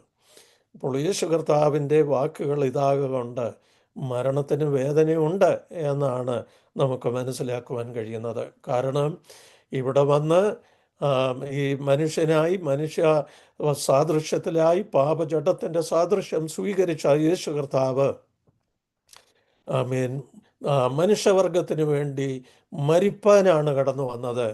തൻ്റെ മരണത്താൽ നമുക്ക് നിത്യമായ മരണത്തിൽ നിന്ന് മോചനം ലഭ്യമാക്കാനാണ് യേശു ഭൂമിയിൽ കടന്നു വന്നത്. ആകയാൽ ദൈവത്തിൽ സ്തോത്രം. മരണം അനുഭവിച്ച യേശു മരണവേദന എന്ന് പറഞ്ഞിരിക്കയാൽ മരണത്തിന് വേദനയില്ല എന്ന് പറയുന്നത് അനുഭവിക്കാത്തവരുടെ കാൽക്കുലേഷൻസാണ്. ദൈവത്തിൽ സ്തോത്രം. പിന്നെ അല്പം മുൻപോട്ട് ചെന്ന് ഒരുപക്ഷെ ശിഷ്യന്മാർ കാണാതിരിക്കാനോ അല്ലെങ്കിൽ ഈ മുമ്പോട്ട് ചെന്നോ അടുത്ത് ചെന്നോ എന്നൊക്കെ ഉള്ളത് പ്രാർത്ഥനയുമായി ബന്ധപ്പെട്ട് വിശേഷാൽ തിരുവചനത്തിൽ നമ്മൾ കാണുന്നുണ്ട്. ഏലിയാ പ്രവാചകൻ അടുത്ത് ചെന്നു പ്രാർത്ഥിച്ചു എന്ന് നമ്മൾ കാണും. അപ്പോൾ അതുവരെ അടുത്തല്ലായിരുന്നു എന്ന് ചോദിച്ചാൽ യാഗപീഠമെല്ലാം റെഡിയാക്കി, യാഗവസ്തുവിനെയും ഒരുക്കി, എല്ലാം ചെയ്തത് ഏലിയാവും തന്നോട് കൂടെയുള്ള ഭൃത്യന്മാരുമാണ്. അപ്പോൾ ഏലിയ അവിടെ തന്നെ ഉണ്ടായിരുന്നു. അവിടെ അങ്ങ് നിന്ന് പ്രാർത്ഥിച്ചാൽ പോരായിരുന്നോ? അപ്പോൾ അടുത്ത് എന്ന് പ്രാർത്ഥിച്ചു. അബ്രഹാമിൻ്റെ, ഇസാക്കിൻ്റെയും ഇസ്രായേലിൻ്റെയും ദൈവമായ യഹോവേ, ഇസ്രായേലിൽ നീ ദൈവമെന്നും ഞാൻ നിന്റെ ദാസനെന്നും ഞാൻ ഈ ചെയ്തതൊക്കെ നിന്റെ കൽപ്പന പ്രകാരം ചെയ്തു എന്നും ഇപ്പോൾ വെളിപ്പെട്ടു വരട്ടെ എന്ന് അന്ന് പ്രവാചകൻ പ്രാർത്ഥിച്ചതായി, എലിയ പ്രവാചകൻ പ്രാർത്ഥിച്ചതായും ദൈവം മറുപടി നൽകിയതായും നമ്മൾ കാണുന്നു.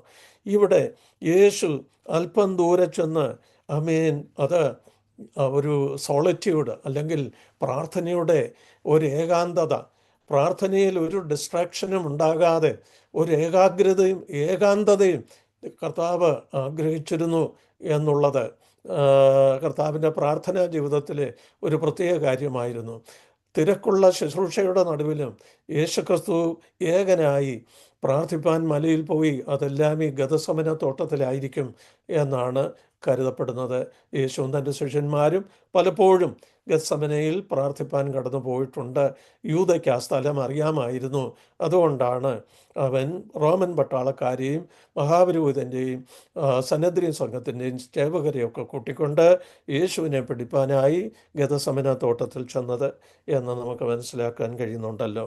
പിന്നെ അല്പം മുൻപോട്ട് ചെന്നു, അടുത്ത് ചെന്നു, കവിണ്ണു വീണു എന്ന മത്തായി സുവിശേഷത്തിലും നിലത്ത് വീണു എന്ന് മാർക്കോസിൻ്റെ സുവിശേഷത്തിലും മുട്ടുകുത്തി എന്ന് ലൂക്കോസിൻ്റെ സുവിശേഷത്തിലും പ്രാർത്ഥിച്ചു എന്ന് യോഹന്നാൻ്റെ സുവിശേഷത്തിലും കാണുന്നു.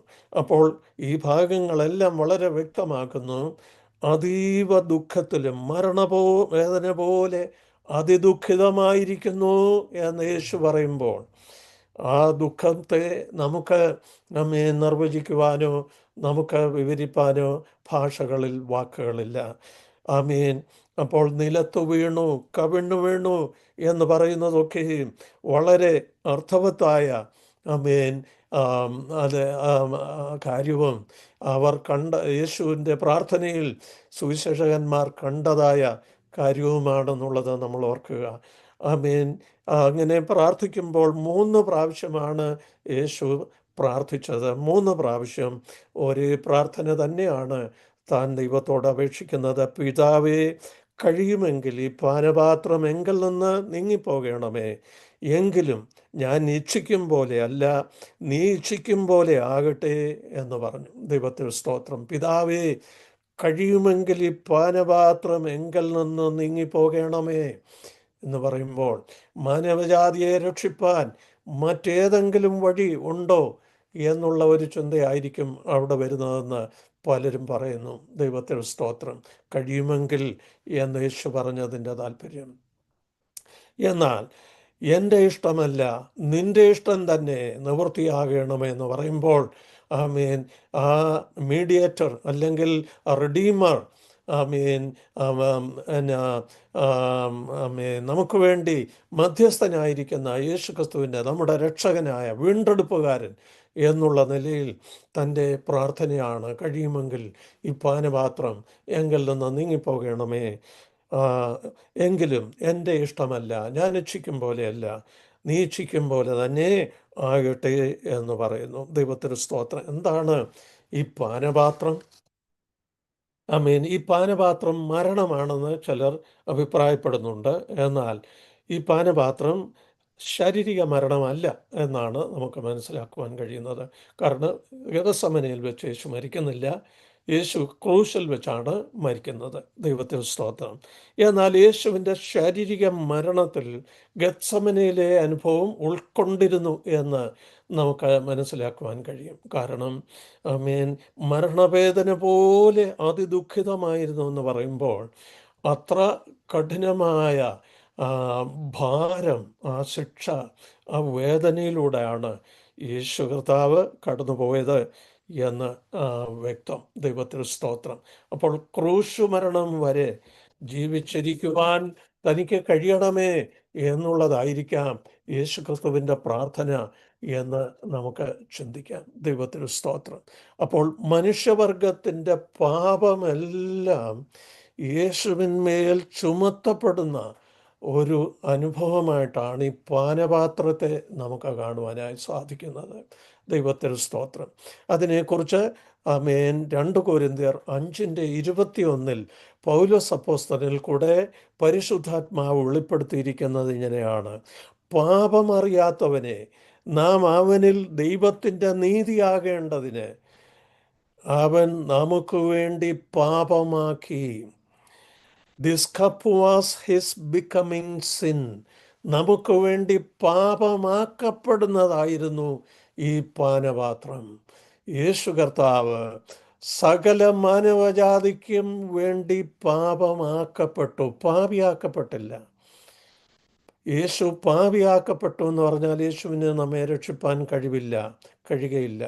അവൻ പാപമില്ലാത്തവനായിരുന്നു, പാപം ചെയ്തിട്ടില്ല, നിർദോഷൻ, നിഷ്കളങ്കൽ, പാപമില്ലാത്തവൻ എന്നിവിടെ തന്നെ പറയുന്നു. പാപം അറിയാത്തവനെ നാം അവനിൽ ദൈവത്തിൻ്റെ നീതിയാകേണ്ടതിന് അവൻ നമുക്ക് വേണ്ടി പാപമാക്കി.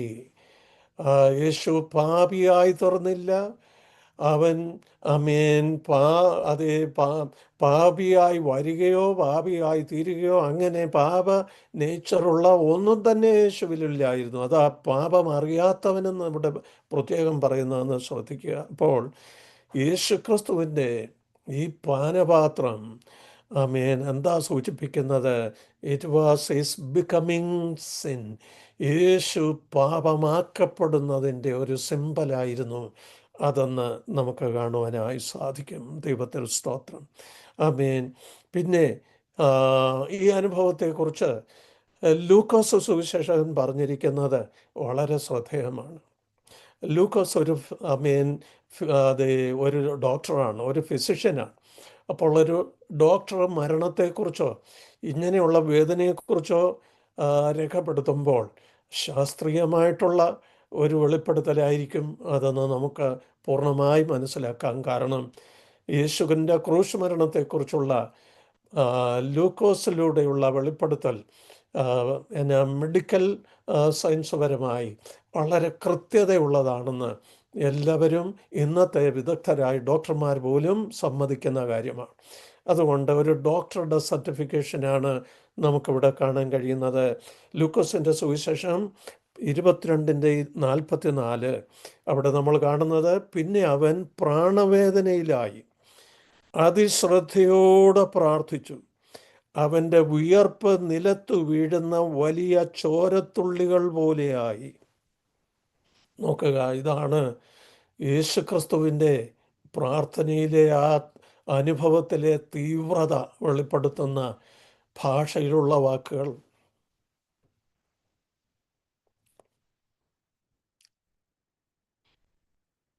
പിന്നെ അവൻ പ്രാണവേദനയിലായി അതിശ്രദ്ധയോടെ പ്രാർത്ഥിച്ചു.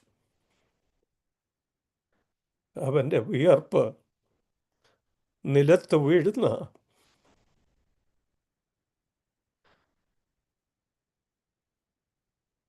വലിയ ചോരത്തുള്ളികൾ പോലെയായി. ദൈവത്തിന് സ്തോത്രം. അപ്പോൾ ചില ചിന്തകന്മാർ കരുതുന്നത് ഈ അതിശ്രദ്ധയോടെ പ്രാർത്ഥിച്ച അതെന്താണ് അർത്ഥമാക്കുന്നത്? ദൈവത്തിന് സ്തോത്രം. എന്താ ഈ അതിശ്രദ്ധയോടെ പ്രാർത്ഥിക്കുക എന്ന് പറയുന്നത്? ഉറക്കെ പ്രാർത്ഥിക്കുക എന്നാണ്. അതും തള്ളിക്കളയാൻ പറ്റത്തില്ല. എബ്രായ ലേഖനത്തിൽ അതിനെക്കുറിച്ച് പരിശുദ്ധാത്മാവ് വെളിപ്പെടുത്തിയിരിക്കുന്നത് നമ്മൾ നോക്കുക. എബ്രായ ലേഖനം 5:7. ക്രിസ്തു തൻ്റെ ഐഹിക ജീവകാലത്ത് തന്നെ മരണത്തിൽ നിന്ന് രക്ഷിപ്പാൻ കഴിയുന്നവനോട് ഉറച്ച നിലവിളിയോടും കണ്ണുനീരോടും കൂടെ അപേക്ഷയും അഭയാചനയും കഴിച്ചു. ഇതൊരു മീഡിയേറ്ററിൻ്റെ പ്രാർത്ഥനയാണ്, ഒരു വീണ്ടെടുപ്പുകാരൻ്റെ പ്രാർത്ഥനയാണിത്. ദൈവത്തിന് സ്തോത്രം. യേശു നമ്മുടെ വീണ്ടെടുപ്പുകാരനാണ്. സ്ത്രീയുടെ സന്തതിയായി മനുഷ്യൻ പാപം ചെയ്തപ്പോൾ തന്നെ ദൈവം പ്രഖ്യാപിച്ച മശിഹ കാലസമ്പൂർണതയിൽ സ്ത്രീയുടെ സന്തതിയായി നമ്മുടെ റെഡീമറായി, നമ്മുടെ വീണ്ടെടുപ്പുകാരനായി കടന്നു വന്നപ്പോൾ ആ വീണ്ടെടുപ്പുകാരൻ്റെ പ്രാർത്ഥനയാണിത്. ക്രിസ്തു തൻ്റെ ഐഹിക ജീവകാലത്ത് തന്നെ മരണത്തിൽ നിന്ന് രക്ഷിപ്പാൻ കഴിയുന്നവനോട് ഉറച്ച നിലവിളിയോടും കണ്ണുനീരോടും കൂടെ അപേക്ഷയാഭയാചനം കഴിച്ചു. അപ്പോൾ അതിശ്രദ്ധയോടെ പ്രാർത്ഥിച്ചത്.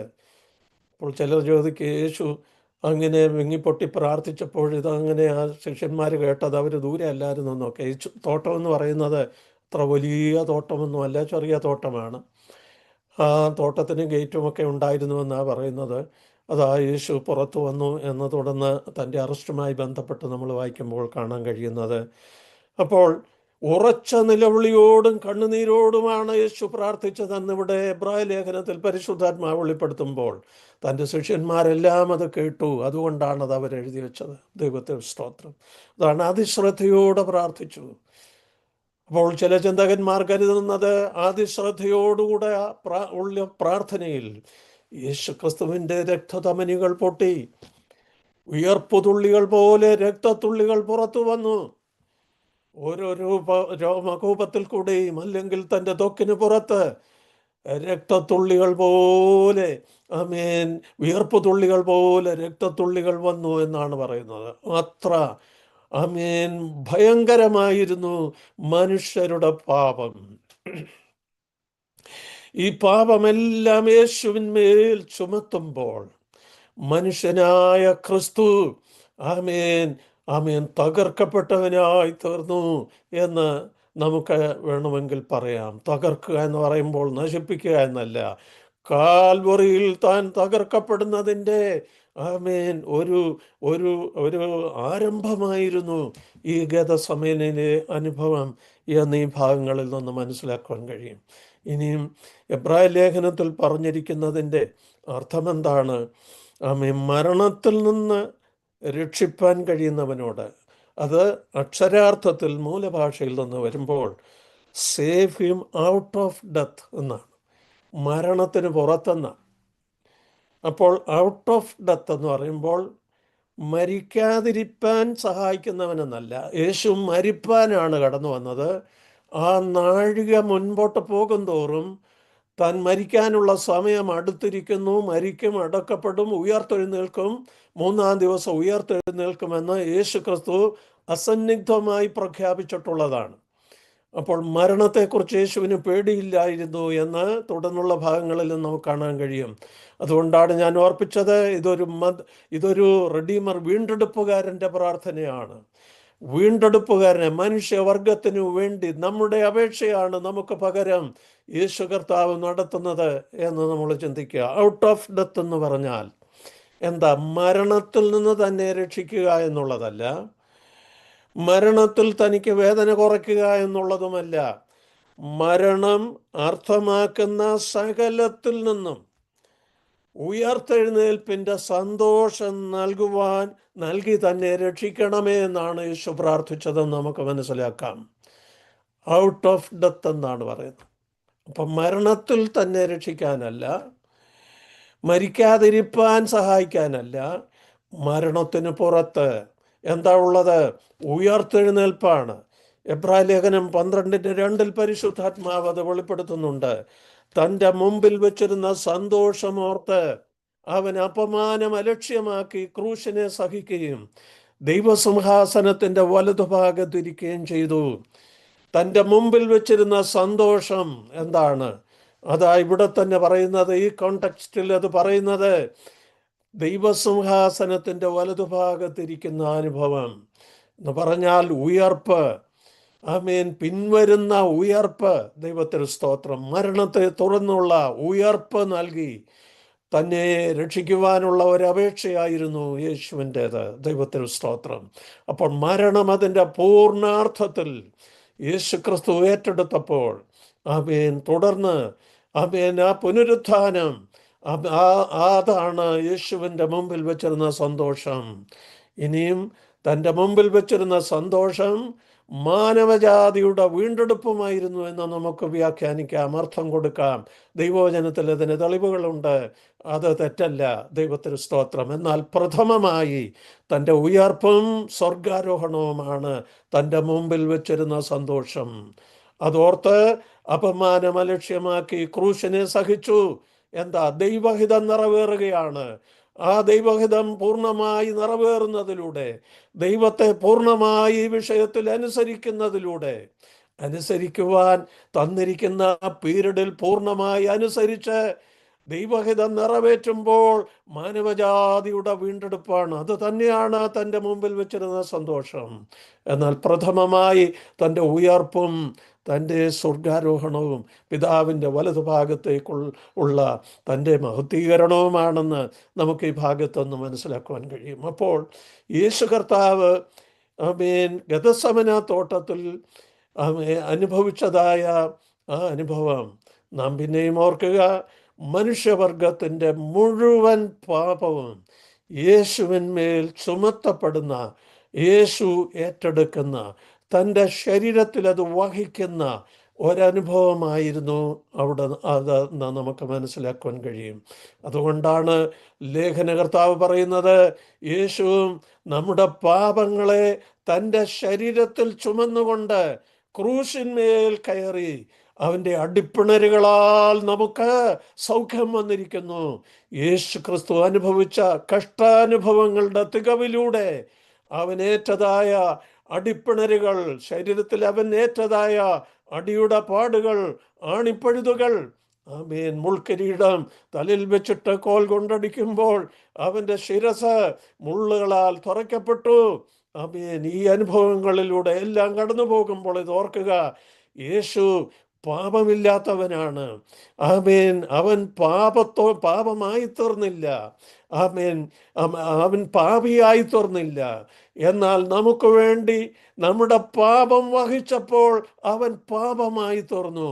പാപം വഹിക്കുന്ന ദൈവത്തിൻ്റെ കുഞ്ഞാടിനെയാണ് ക്രൂശിൽ നമ്മൾ കാണുന്നത്. അതാണ് യോഹന്നാൻ സ്നാപകൻ ഘോഷിച്ചത്, ഇതാ ലോകത്തിൻ്റെ പാപത്തെ ചുമന്നൊഴിക്കുന്ന ദൈവത്തിൻ്റെ കുഞ്ഞാട്. യേശു ക്രിസ്തു മനുഷ്യവർഗത്തിൻ്റെ പാപം മുഴുവനുമായി ഏറ്റെടുത്ത ഒരു വലിയ സംഭവമായിരുന്നു ആമേൻ ഗെത്സമനയിലെ അനുഭവമെങ്കിൽ, തുടർന്ന് യേശു അനുഭവിച്ച പീഡകളും ക്രൂശിലെ കഷ്ടാനുഭവങ്ങളുടെ തികവും പാപത്തിൻ്റെ പരിഹാരം പൂർണ്ണമാക്കി എന്നുള്ളത് ഈ പകൽ സമയം ഉറക്കെ പറയുവാൻ എനിക്ക് സന്തോഷമുണ്ട്. അവൻ്റെ അടിപ്പിണരുകളാൽ നമുക്ക് സൗഖ്യം വന്നിരിക്കുന്നു എന്ന് പറയുമ്പോൾ യേശുക്രിസ്തുവിൻ്റെ ആമേൻ, യേശുക്രിസ്തു നമ്മുടെ പാപം വഹിച്ചതിനാൽ പാപത്തിൻ്റെ ശിക്ഷ പൂർണ്ണമായി അവൻ തൻ്റെ ശരീരത്തിൽ അനുഭവിച്ചതുകൊണ്ട് നമ്മുടെ പാപത്തിൻ്റെ ശിക്ഷ മാറ്റപ്പെട്ടു. നമ്മുടെ പേരിലുണ്ടായിരുന്ന കുറ്റപത്രം മായ്ച്ചു കളഞ്ഞു. എന്നേക്കുമുള്ള വീണ്ടെടുപ്പ് യേശുവിൽ വിശ്വസിക്കുന്നവർക്ക് സാധ്യമായി. തുടർന്ന് യേശുവിൻ്റെ അറസ്റ്റാണ് നമ്മൾ കാണുന്നത്. അവിടെ 3-4 കാര്യങ്ങളുണ്ട്. യേശുവിൻ്റെ കറേജ്, ആമേൻ. ഇതാ ആമേൻ അതെ, എന്നെ പിടിപ്പാനുള്ളവർ അടുത്തിരിക്കുന്നു എന്ന് പറഞ്ഞ് യേശു ആമേൻ അവർ വരുമ്പോൾ എന്താ യൂദയുടെ നേതൃത്വത്തിൽ റോമൻ പട്ടാളവും ആമേൻ ടെമ്പിൾ പോലീസ് പോലീസും സന്നദ്രി സംഘത്തിൻ്റെ പോലീസും എല്ലാം കടന്നു വരുമ്പോൾ ഏതാണ്ട് ഒരു 10,000 പേരെങ്കിലും കാണും എന്നാണ് ചിലർ അഭിപ്രായപ്പെടുന്നത്. ഇവരെല്ലാം കൂടെ വരുമ്പോൾ യേശു ആമേൻ പുറത്തു വന്ന് അവരോട് ചോദിക്കുന്നു, നിങ്ങൾ ആരെ തിരയുന്നു എന്ന് ചോദിക്കുന്നു. അവർ വന്നതെന്താ? തീപട്ടി പന്തങ്ങളും ആയുധങ്ങളുമായിട്ടാ. നസ്രത്തിലെ തച്ചൻ്റെ മകനെ അന്വേഷിച്ച് അവർ വരുന്നത് തീപട്ടി പന്തങ്ങളും ആയുധങ്ങളുമായിട്ട്. എത്ര വലിയൊരു കൂട്ടം പടയാളികളാണ്.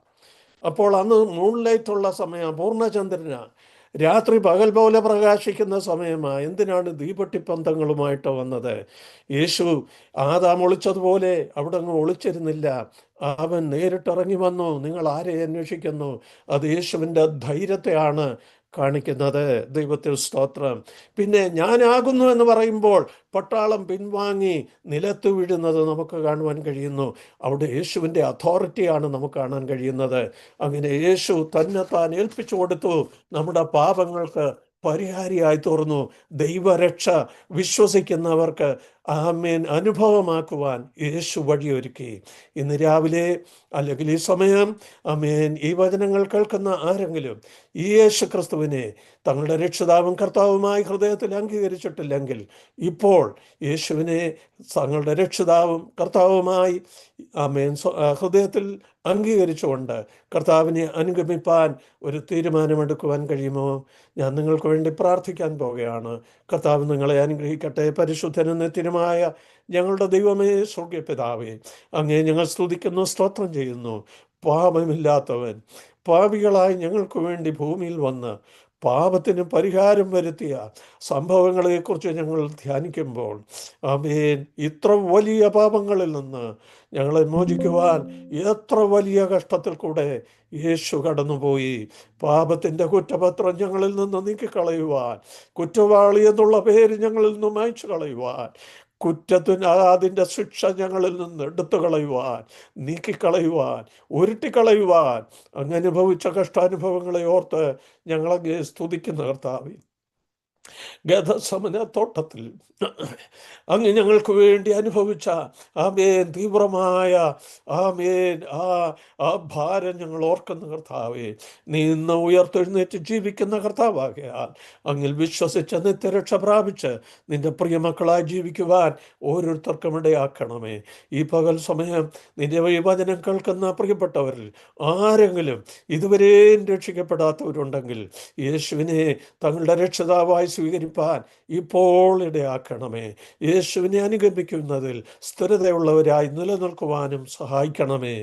ആമേൻ. വിശ്വസിച്ച ദൈവമക്കൾ യേശുവിൻ്റെ നാമത്തിൽ ജയശാലികളായി ധൈര്യപൂർവ്വം കർത്താവിനെ അനുഗമിപ്പാൻ അധികമധികമായ കൃപ കൊണ്ട് നിറയ്ക്കണമേ. അരോമ ടിവിയിലെ പ്രവർത്തനങ്ങളെയും ആമേൻ പാസ്റ്റർ ഡാനിയൽ ജോണിനെയും തൻ്റെ കുടുംബത്തെയും ദൈവമേ ധാരാളമായി അനുഗ്രഹിക്കണമേ.